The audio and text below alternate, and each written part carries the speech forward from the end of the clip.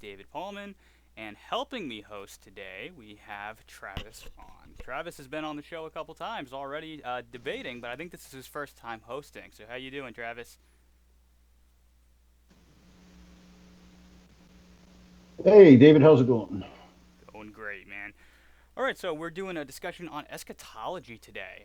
Always a controversial point in Christian theology, but a fun one, and so I hope that the discussion is going to be educational, but as well as Christ-like today. And so that really looking forward to it. So I think we got three views getting presented here. We've got Justin Simpson. He's going to be doing Hmm. premillennialism. So how you doing, Justin? Good to have you on the show. Pretty good, pretty good. All right. Sorry if I'm making faces and look like I'm asleep. I'm in some kind of autoimmune attack, but it's all good. Oh, I'm Oh, I'm sorry so to hear that. sorry. Mm, Uh, mm, All right. Well, if you gotta like go for something, just feel free to let us know. I should be good. That's why I have the blanket too. mm. All right. Also joining us, we've got Dale Glover on here. He's going to be representing amillennialism. So how are you doing, Dale? Hey, David. Thanks for having me on. Absolutely. And then finally, we've got Toby Isaacson. I think I said that right. Presenting Preterism. How are you doing, Toby? Yeah, said that right. Nice to be on. Nice to meet you all. Likewise. Great. All right. So, Travis, I'm going to turn this over to you, let you explain how the format is going to go down, and then we're going to jump right into the openings here, which I'll let you get into all that. But just the order here, we've got Justin, he's going to be presenting first, then we're going to have Dale, then we're going to have Toby, and as we get into questions and issues like that, then we'll just kind of keep that same order just to keep things simpler. So tell us how this debate or this discussion is going to go, Travis. Okay, yeah, sounds good. So basically, what we're going to be doing is 5 minute openings a piece to kind of lay out your position, like, let us know some of the details. And then we're going to transition it to like a 30 to 45 minute discussion. David and I might pose questions to the panel, and the three of you discuss it. And then there's going to be 3 minute closings a piece. All right, well, then I think we're just going to open it right up here then, and we're going to begin with the first opening statement. So it's over to you, Justin. All right, how's the sound? Good. Sound? Does anybody else have bad sound from David and freeze framing? I did to start with, yes. Okay, just making sure. Okay, y'all two, Travis and Toby are the only ones I can see besides David. Just I don't know if I'm supposed to see the other guy, but either way, it's fine. Yeah, and Justin, I can hear you great. I think David might have like a little bit of a bad connection. Okay, okay. I just wanted to make sure. All right. Since it was mainly framed as a debate, I just did my opening as just like I try to just get right to it. And personally, before I start, maybe it started whatever, but I thrive in the discussion and question. That's my favorite part, and I feel like I thrive. So, the 1,000-year reign must be terrestrial for both believers and Jesus himself. The throne of David is not in heaven. The apostles and even the OT saints haven't been resurrected yet for them to sit on the 12 thrones when Jesus sits on his glorious throne in the regeneration. Satan and his hosts, they must not be here. And personal testimony doesn't count, but it's worldwide. But I've dealt with demonic forces directly. They're definitely here. They're not chained up in any shape, form, or fashion, which Peter tells us. Like I said, Satan and his hosts, they must not be here. The mark of the beast must have already come. The fullness of the Gentiles must have already come in, and the partial hardening of Israel lifted by the Redeemer coming from Zion, as it says. The hardening still exists. So does the hatred of them, the ones who are partially hardened, whom the gifts and the callings of God to are irrevocable. And these very ones in Romans 11, these reject the gospel, say they are not believing Israel or Gentiles grafted in, being the Israel of God. It's impossible for that to be the case. Um, you would have if we were in the millennial reign, you would have the nations terrestrially on the earth, and you would have these nations sending representatives themselves to worship the King, the Lord of Hosts, as it says in Zechariah 14, on the Feast of Tabernacles, which another translation is a Feast of Booths. We don't have that. And if you want to say, they would go up to Jerusalem to present themselves to worship the King of Hosts. That's what the nations will do in the millennium. And if you want to say it's the New Jerusalem, then it's still terrestrial and comes from God out of heaven to the earth. And the nations that do not go up will be punished. And as we can see, that's not happening at all. And if the resurrection hasn't happened, which the Bible only gives two sequentially, there's the first resurrection, and then you have the one after when the 1,000 years are completed, then the mark of the beast. If the resurrection happened, then the mark of the beast hasn't happened, because the people, specific, not only, but specific people mentioned in the first resurrection overcame the beast, and they were killed by him in specific ways. And we can see that hasn't happened. And the terrestrial bodily reign of the saints and Jesus himself would have already started. And Jesus is not here terrestrially. And Jesus did not return in 70 AD for any reason. He tells his own people who reject him when he will be back in Luke 13 and Matthew 23. So real quick, the context for that is when he rode in on the donkey, as was prophesied, the people that accepted him then said, Hosanna, blessed is he who comes in the name of the Lord, right?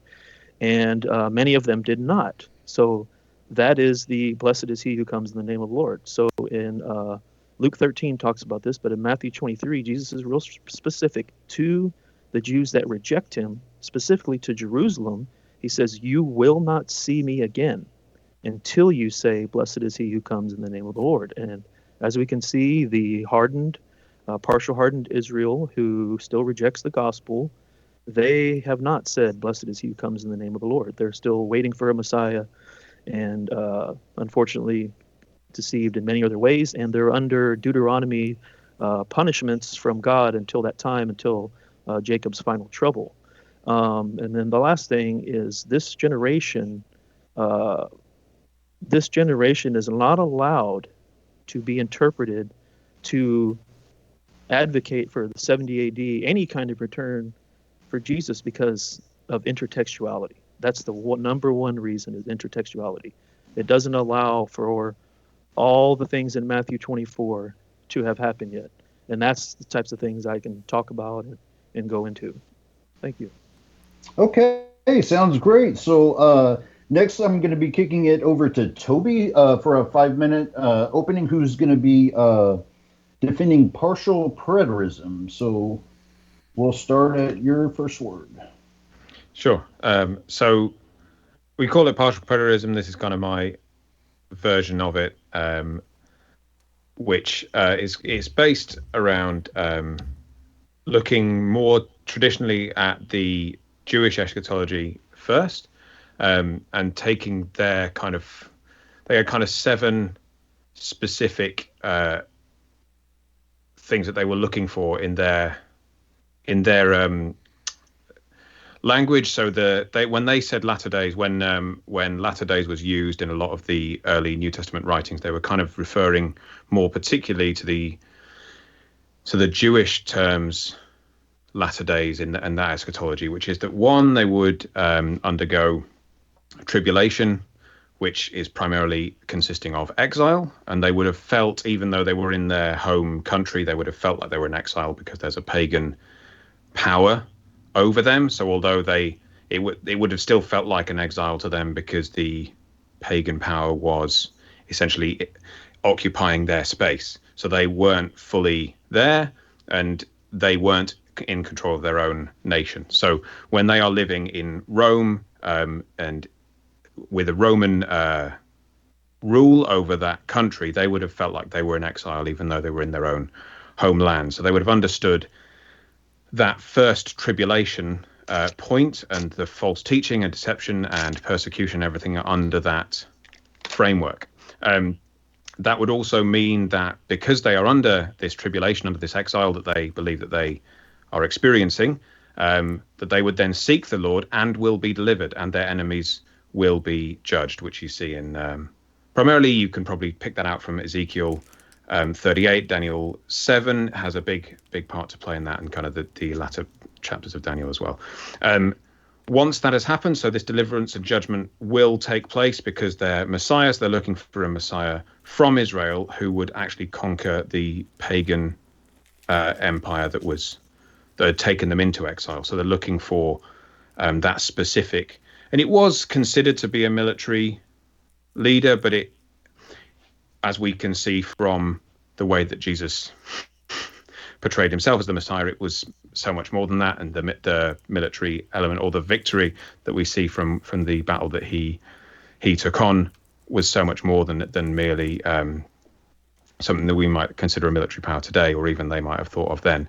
And interesting, as a side point, they had a couple of Messiah figures, as it were, before that tried to, and were partially successful in trying to overthrow the Roman Empire and the Roman rule over Israel.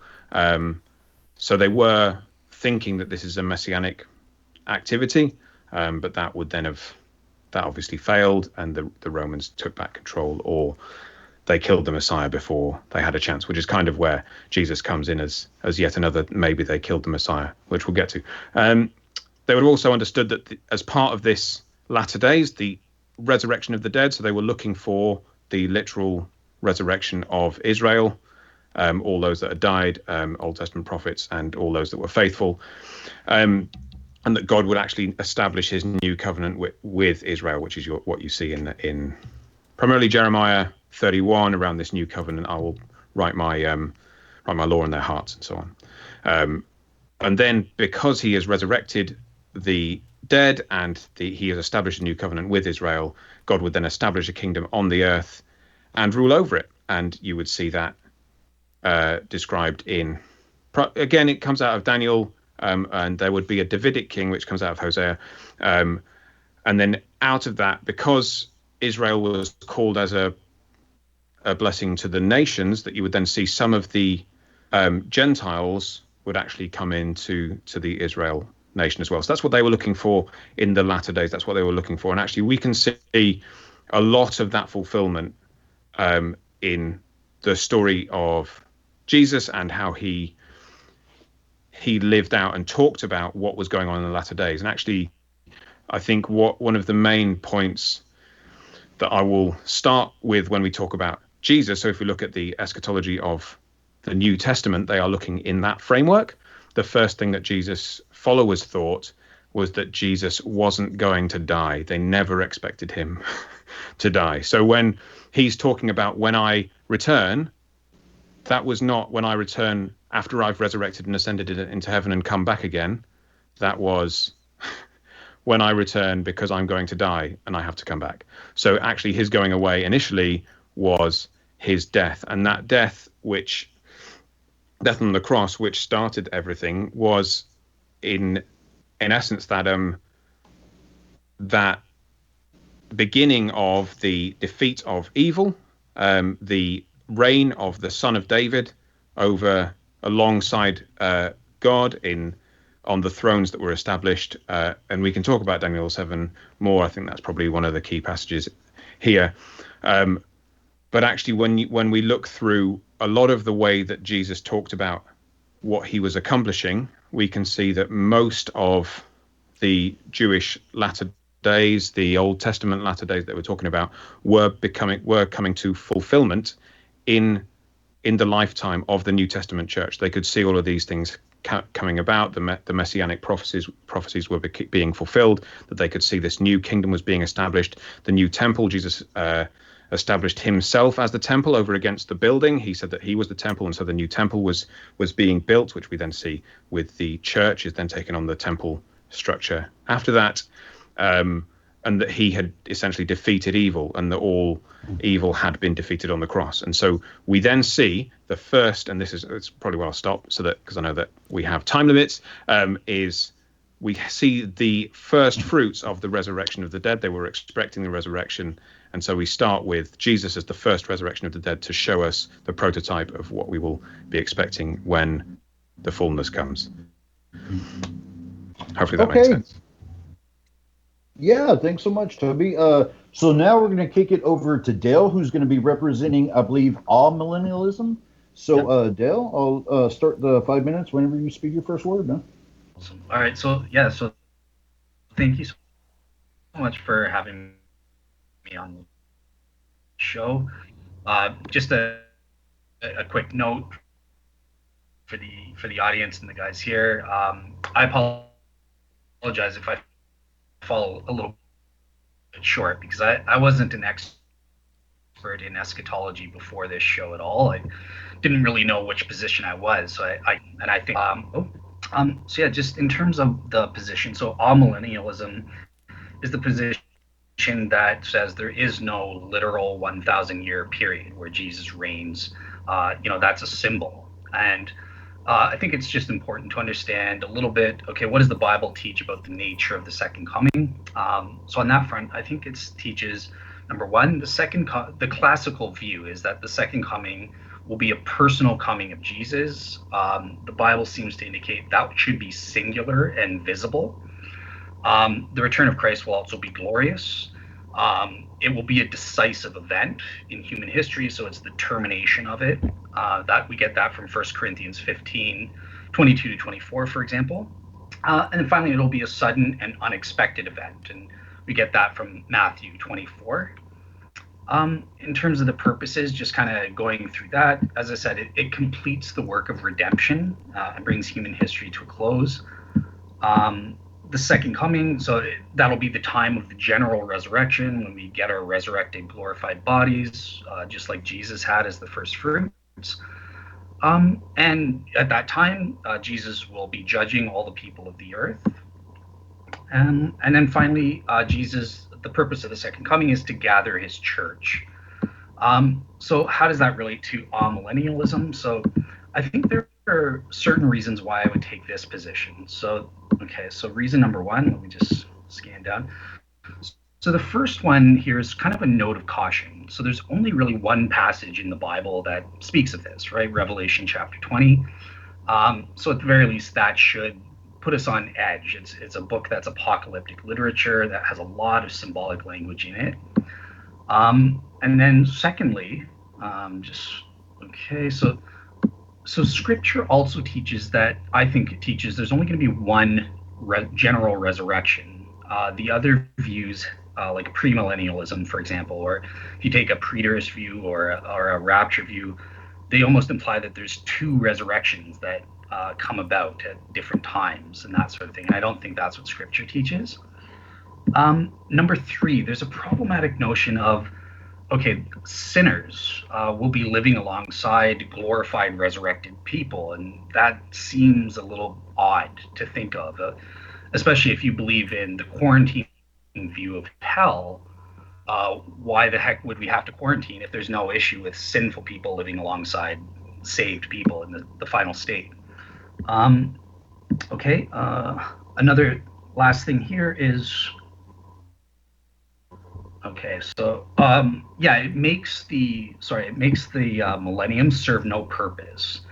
What is the purpose of that millennium? Why not just go straight to the end? And that seems to be what the Bible presupposes, that he's going to come in the blink of an eye and take over. He's going to reign supremely and that sort of thing. So yeah, that's sort of my position in a nutshell. Okay, sounds good. So I guess now we're going to transition into the open conversation. Now, there's a few areas we could kind of touch on, but I was kind of thinking of the last point. Maybe we could start off discussing, like, what is the purpose of the 1,000-year reign of Christ? If you guys want to start that, we could kind of go starting, with Justin and then Toby and then Dale, or however you guys want to do it. Sure. Ready? Audio good? All good? All right. That's something I've spent a decent amount of time on, and I don't know what you would call the formula for reasoning. I probably need to lay it out more, but the scriptures give you that people survive the second coming, and we can tell that there are Israelites, the ones who see him when he comes back and he turns ungodliness from Jacob finally, and then there's no more ethnic Israel that's unbelieving.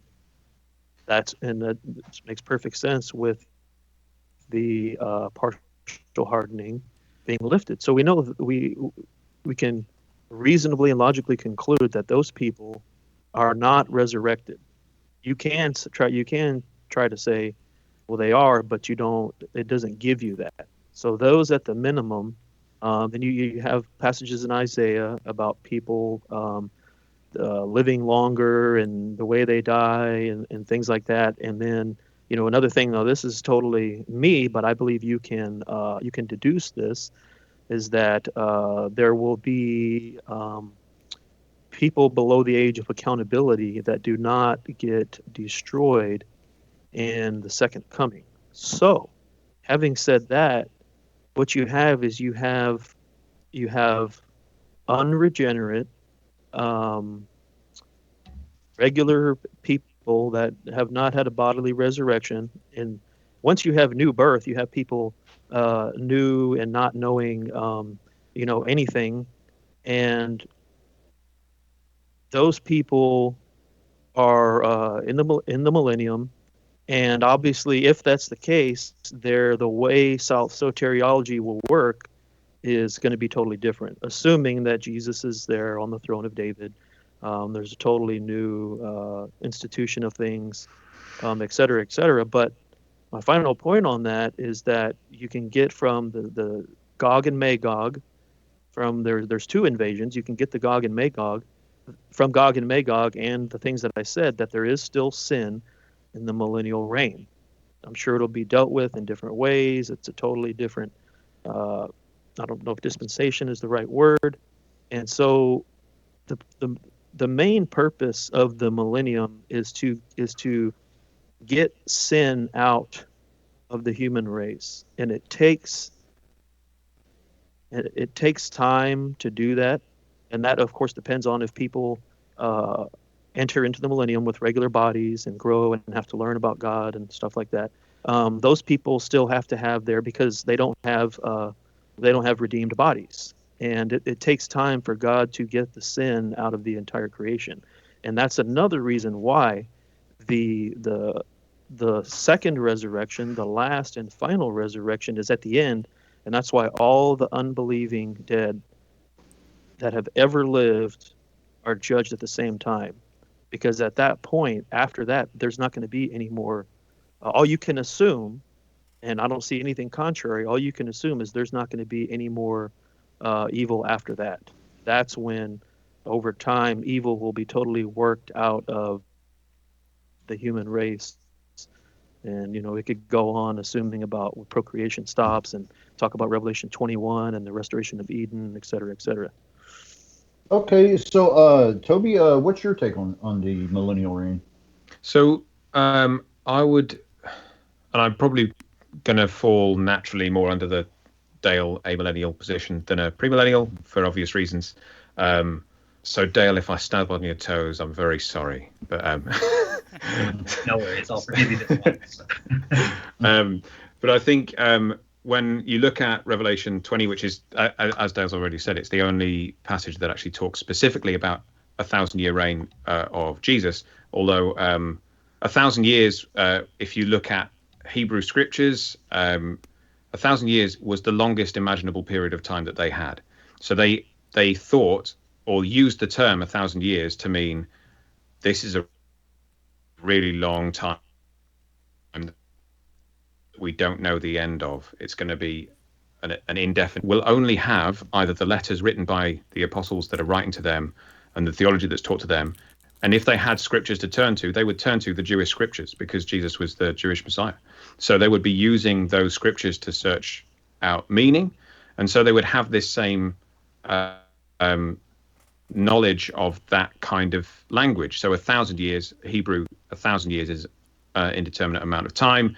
it's a very long time, and so it doesn't say there will be 1,000 years in the sense of 1,000 years. There will be 1,000 years instead of this 1,000-year period, which is obviously the way that I would read Revelation. It is all pictorial, or a lot of it is very, very pictorial and very metaphorical, partly because John is taken up into the heavenly realm where he's trying to describe heaven to people who have never been there. So there's a lot of pictorial language, and so we have this picture of this 1,000-year reign where we see, obviously, and I think the description that Justin gave isn't inaccurate in the sense that there's this there's going to be sin going on. There's going to be people coming to Christ because this is the reign of Christ. Christ is reigning right now in the heavenly realm. And when we look at that same passage, when it's talking about the first resurrection, I think I mentioned in the opening kind of statement, is that first resurrection was the resurrection of Jesus. And anyone, as Paul writes in his letters, anyone that believes in Jesus gets to share in his resurrection. So they take part ahead of time through baptism in his resurrection. So they become part of that first resurrection, which means they are then part of those people that are reigning with Christ. And I guess there's this clash of terminology, which, if you look at how the Jews saw heaven and earth, it wasn't heaven is up there and earth is down here, and we go up to heaven to see some things, and then we come back down to earth, and there's this kind of gap. Actually, the way that they saw heaven and earth is that they were very much coexisting and kind of interlaced with each other. Most heavily, you would see that in the temple, where that is the place where heaven and earth meet, and that's where you go into the temple to meet with the ruler of heaven and earth, namely God. So when Jesus becomes the temple, that's when the rule of heaven starts to break out into the earth in its fullness. And so you start to see that the presence of God, presence of Jesus on the earth, and the rule and reign of Jesus on the earth is finally now the New Testament church, which is living out across the world, which is where I would kind of begin to explain how I would talk about this millennial reign of Christ, which I believe is still ongoing. Okay, sounds good. So I guess we'll hear from Dale, and then I was thinking maybe we could kind of interact with each other's comments, maybe offer a critique, and maybe explain why your particular position may be more plausible than the other, and so forth. So Dale, if you want to go ahead, and then I guess we'll start interacting with each other's comments.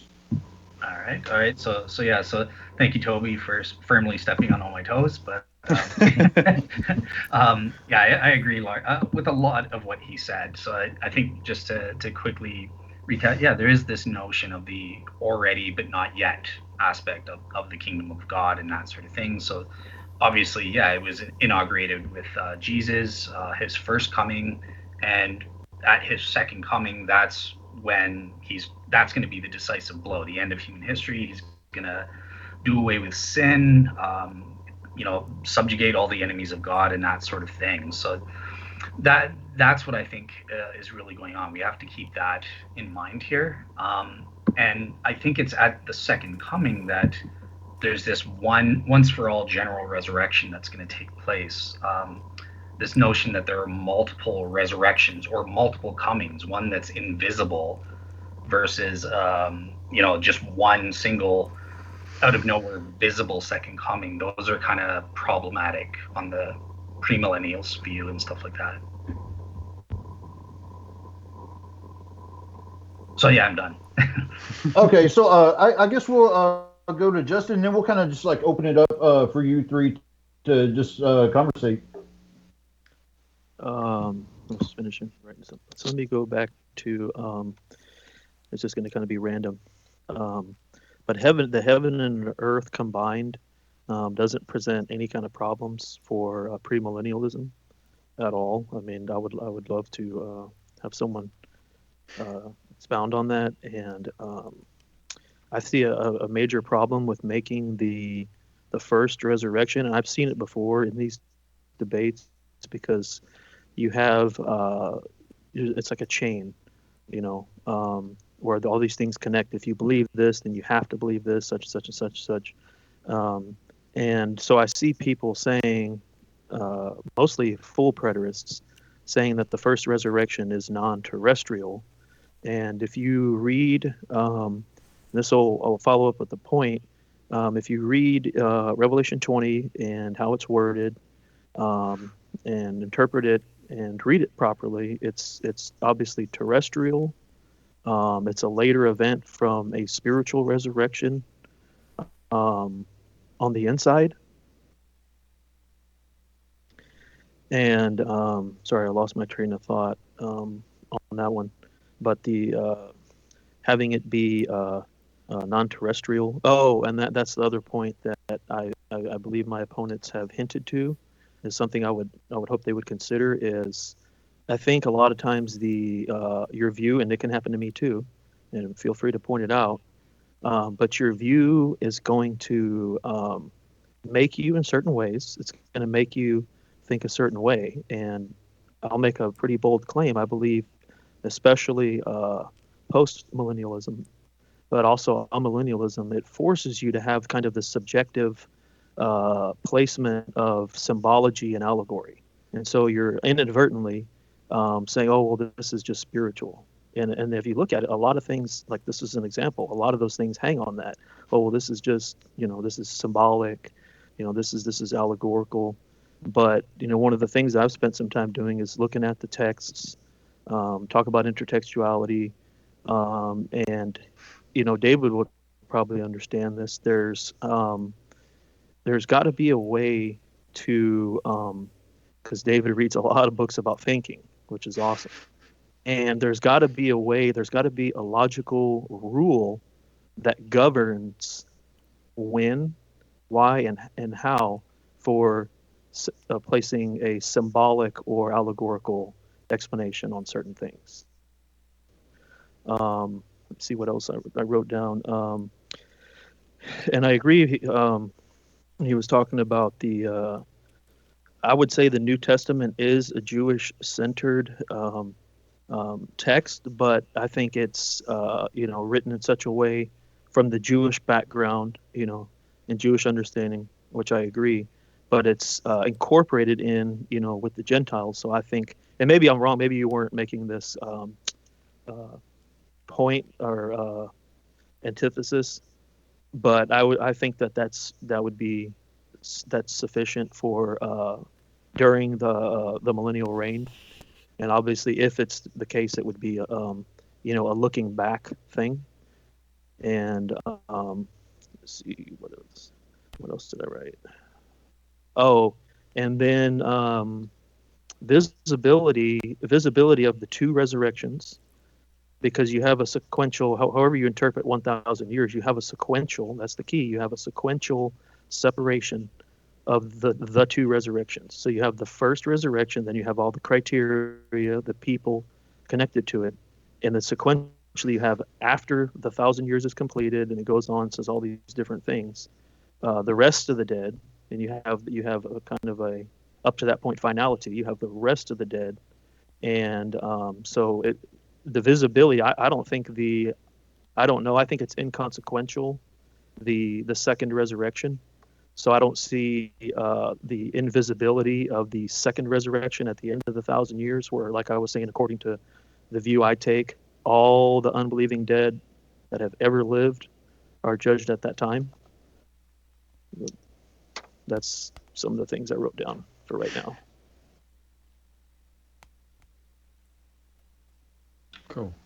Okay, did you guys want to respond, or if not, there's like another topic we can get into as well, but I'm sure you guys wanted to respond.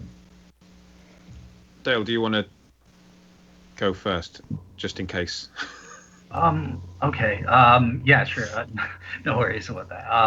Okay, so yeah, it was interesting. Thank you for that. And as I said, there has to be humbleness because I've just got a very basic understanding compared to you two guys. This isn't something I've looked hardcore into. But it was interesting about the visibility is just inconsequential to you.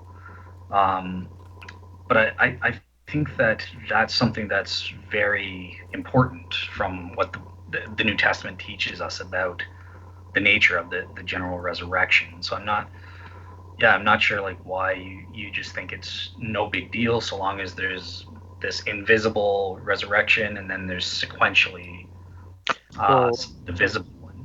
Oh, go ahead. oh no, I'm sorry. Finish. Go ahead. Okay. I just wanted to get your sort of take on that because you responded to that point.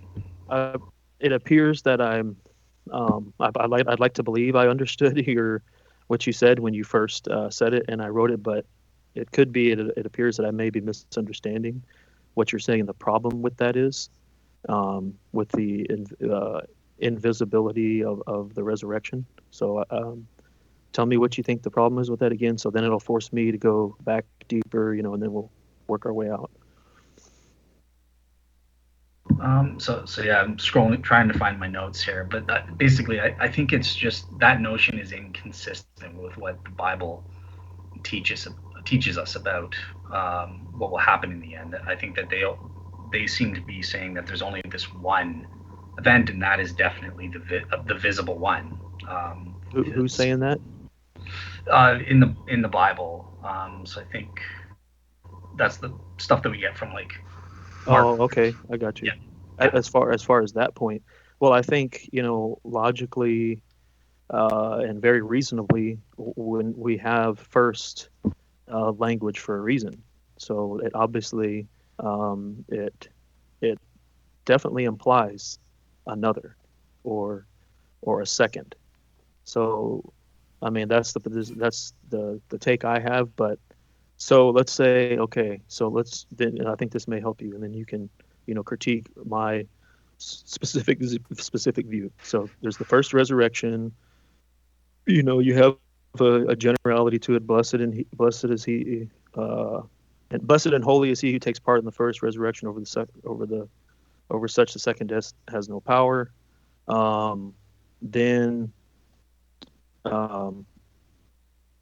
sorry, I'm a little all over the place in between, not on actually what I'm saying, but so then I think the resurrection that's after the 1,000 years and the rest of the dead, there's that language again, the rest of the dead did not, actually it ties it to the first resurrection. It says did not come to life until the 1,000 years are completed. So then there's that's like a triple quadruple sequential point that's the author is trying to make. So having said that, I don't see where what you actually mean by visible or invisible. Like I don't understand how that plays in as far as the second resurrection. Gotcha. All right, cool. Yeah, thanks. Yeah, I just wanted to get sort of your take on that. So yeah, I'll turn it over to you, Toby. So I think let's pick up on some themes here. So I'll probably start with the heaven and earth bit, which quite rightly it doesn't necessarily negate whether or not it's premillennium or postmillennialism or whatever. It's all about the fact, and you've used the word terrestrial, which I think is a good word to use. So the fact is, it's all happening on Earth. God created the Earth. He wanted to do everything here. The resurrection is physical. People really are going to rise from the dead and actually get real new bodies. We read that in 1 Corinthians 15, etc. So I'll probably go with the invisible resurrection. If we were going to use that term, you could tie to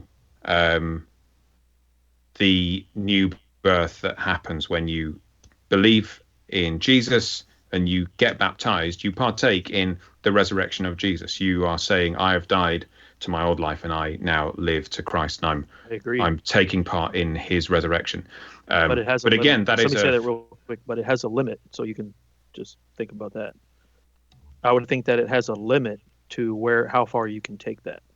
that is a resurrection, because you have to show from the context and some intertextuality why the writer means that when he says the first resurrection, and then you have all these other things specifically tied to the first resurrection. You have to show the rule that says that's how you interpret it, or you have to show a problem. You know what I mean? Yeah. So I think the problem comes when you look at where all of this historically is based, and it's based in the Jewish expectation.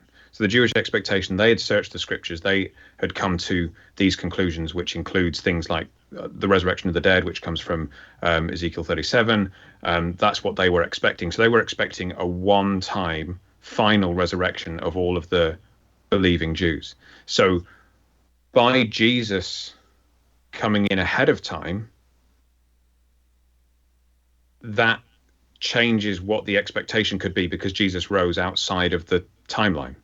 The expectation is the resurrection happens at the end, and now Jesus has risen in the middle. So then there's the tension between the final resurrection of all those that are in Christ, and the first resurrection, if we can call it that, which is the prototype. It's the first fruits. It's the place where we could say that new creation has begun. This is the sign that the resurrection will happen, because I have resurrected now. And when Paul talks about the resurrection, he talks about partaking in that resurrection in the full expectation that we will rise. But so not only that one. Yes. Oh, but and so what I would say to that is like it's hard to find where we disagree, because it's like we agree and then there's this little point, then we agree and there's this little point. But I think it's pretty sound and true to say that what the Jews did not see, even if it's in their scriptures, and they definitely did not account for, because they were just blown away. You can read all through the Gospels where it was hidden from them and they did not understand. Is it at this time you will restore the kingdom? But they didn't have and this is where I talk about the rule thing, where that it's like okay, that's a possibility, but definitely in this context is the resurrection of the Gentiles. So that and that being bodily, and then you'd have to look at the associations with the Gentiles that are included in the resurrection. Do you see anywhere where the resurrection is used and directly tied to the internal spiritual resurrection? And I don't know of any of them in the New Testament. I just know of the mentions of resurrection being associated with, like I said, terrestrial, bodily, and the Gentiles. And also, I mean, this is maybe a moot point, but I don't think it's needed either, because I think it's established that internal resurrection, recreation, new birth, what you would call it. And just so y'all know, I do not take the pre-tribulation rapture position at all. I firmly believe that 1 Thessalonians 4 that everybody uses to try to say the pre-tribulation rapture, I think that is, and it has to be, the resurrection. I think it's I don't know, maybe that helps with y'all understanding my view or whatever, but not to take it off of the back not to take it off the thing about the resurrection being synonymous with the new birth. So I was thinking of something else that would be interesting, is maybe having you guys discuss the meaning of Jesus saying that, in Matthew 24, that this generation shall not pass till all these things be fulfilled, and kind of maybe get some clarity on that, or, if you guys want to maybe discuss that. I don't have to go first. Maybe, Dale, do you want to go first? It's harder when you're not on video, so I want to make sure that you forget about me. Yeah. Cool. Yeah. So yeah, this is a problem, well-known problem. No, I think it's called the delay of the parousia, their second coming, in scholarship circles and that sort of thing. And it's one that puzzled me as well for a while. So I think the best answer that I've seen to that is that it's based on contextual ambiguity. And the way to kind of show that this is the case, that it's not meaning this literally, that within this generation, literally the end will come, is not by softening the problem, but by sharpening it. So I don't have the Bible reference in front of me. I can't find it in my notes, but there's a Bible verse where Jesus sends out the 12 apostles to go, or disciples at that time, to go preach and that sort of thing. And he says something to the effect that the end will come before you guys finish that. So Can I say that verse real quick? Yeah, please. You not finish going through the towns of Israel until the Son of Man comes, all the towns of Israel. And then you have a very similar passage where he's saying, some of you standing here will not taste death until they see the Son of Man coming in his kingdom. And the answer is Matthew 28. He comes before them in the resurrected state.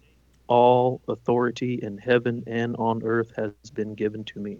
And there it is. There's he is in his kingdom. Gotcha. Yeah, perfect. Anyways.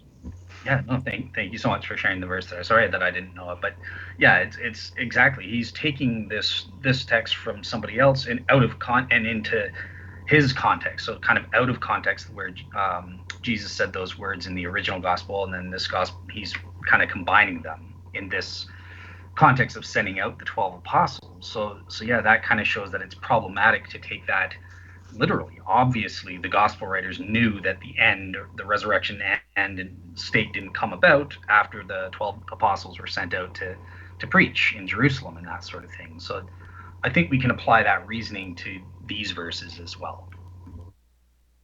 That's my take.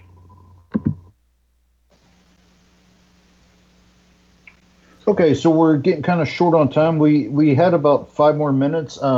Do you guys want to go ahead and go to the 3-minute closings? I don't.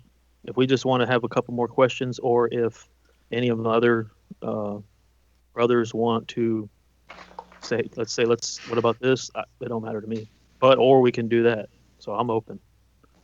Okay, so go ahead, please. I just thought I'd weigh in a bit with the Matthew 24. I can't say that I mean, a lot of these passages are tough, which is why it's fun to talk about it. I think here's something that might help with how I've been reading scriptures, is that I don't think Jesus believed in an end of the world. I don't think he was looking for that. You had to open up that huge can. There was the end of the world theology is trying to say we're going, at some point the world is going to finish and then it's all going to be okay, right? Whereas Jesus talked a lot about the resurrection of the dead and how everything is going to be put right, and we've got the new creation, which means the end of the world is not the same as how we might think about it in today's context and a lot of the kind of stories that we get told. So putting that framework then into something like Matthew 24, where exactly in one sense, right, he's already set himself up as the temple over against the physical temple. He's saying, I'm the temple now. There isn't going to be, the temple needs to be destroyed, and abomination, desolation, that's all going to happen. I believe that was AD 70. I believe that's when the Romans set up a number of abominations, as it were, on the temple site to say, look, the temple's been destroyed and we are the Romans, and that was fulfilled there. But I think that what you can see within Matthew 24 is what Jesus is thinking about from the Daniel 7 passage, which is essentially looking at how this, and I'm going to introduce a couple of other terms, this kind of righteous remnant, this few that have been faithful through the generations, these people that have been holding fast to the Jewish law and been faithful to God, to mean that they are going to be the ones that are going to be redeemed from exile. They're going to be rescued and be sent home. And they're thinking of Exodus, which is that they will be released. They will return home to that particular place. They'll be released from bondage. And so they're thinking of this righteous remnant, the truly faithful, where, because heaven and earth aren't seen as two opposing forces, as it were, but they're actually intersecting with one another, and that actually what heaven does, what you can see heaven is doing in Daniel 7 is it's actually dictating everything that's going on on the earth. It dictates who's going to be on the throne on the earth. So if you were to ask Jews in Jesus' day, who is the beast from Daniel 7, they would have said Rome. And so they were looking for Rome to be defeated. And so when you see how Jesus finally dealt with the pagan powers of Rome and then ultimately under that, he wasn't actually dealing. Rome represents that beast, which is actually the underlying forces of evil, Satan, and so on, the power of sin. What you see is, because they're understanding Rome as the pagan power, that they want that power that is unrighteously oppressing the Jewish people. They need that to be dealt with. When Jesus then says, as you said, actually, Justin, when Jesus says at the end of Matthew, all authority has been given to me, that's actually a direct quote of Daniel 7:14. And what he does is he brings the prophecies of Daniel 7 into himself to say he is the Son of Man who has come on the clouds. So that coming on the clouds isn't going away, but actually taking his place on the throne, the Davidic throne, to say, I am now going to rule over the world from my heavenly throne. And then that destroys, obviously there's a physical pagan nation that they were looking to destroy, but actually it's the destroying of the evil powers underneath that then were brought about by his death and resurrection. So I think that's how I would see that. And I would say that's what you just described, especially at the end, is phase one, the already but not yet, because I definitely believe that there's just like you said, everything you said, but there's also a physical, terrestrial, I force myself into using that so much, terrestrial removal of the enemy nations against those of faith, which will include all of ethnic Israel eventually. That sounds good. I mean, this has been super interesting and very informing, because this is an area that, I'm kind of agnostic on, because it's something that I really want to get into and start learning. So with that, I guess we'll go ahead and transition to the 3-minute closings. We'll start with you, Justin. Just for mine, just real quick, I would just, I don't think there's any need for me. I know how I can get sometimes, and David might know too. There's no need to try to be like, try to put the hammer down at the end, which I've been known to try to do. But only thing I would say is I would just use this last few minutes or two to say this generation thing that I think I'll be the first to admit to you. I'm confident about the other reasons that I partially went into why it can't be, kind of what I forgot his name. Sorry, I'm just out of it right now. The invisible guy, what he said about the he doesn't matter. Don't worry about it. the intertextuality, or about the word he used. I don't know which one's right. They're both valid words. With this generation, that there's too many things that don't allow it to mean everything was fulfilled in that generation. Now, what I will admit is I tried, because I started getting into that a little bit more right before I had the debate with Cody, and then I had the debate with the guy, the full preterist guy. But I'm not that strong on it. But from what I can see so far, it has to do with the Deuteronomy and the curses, and there's language in different spots where it's referring to an unbelieving, rebellious generation, and it's not meant to mean this specific generation of these people. So, and then of course we don't have time to go into it and try to defend it and all that stuff. But that's the last thing I'll say. Okay, thanks. Thank you all. All right, thanks, Justin. I appreciate it. So, Toby, I guess we'll go ahead and give it to you for a 3-minute closing. Sure.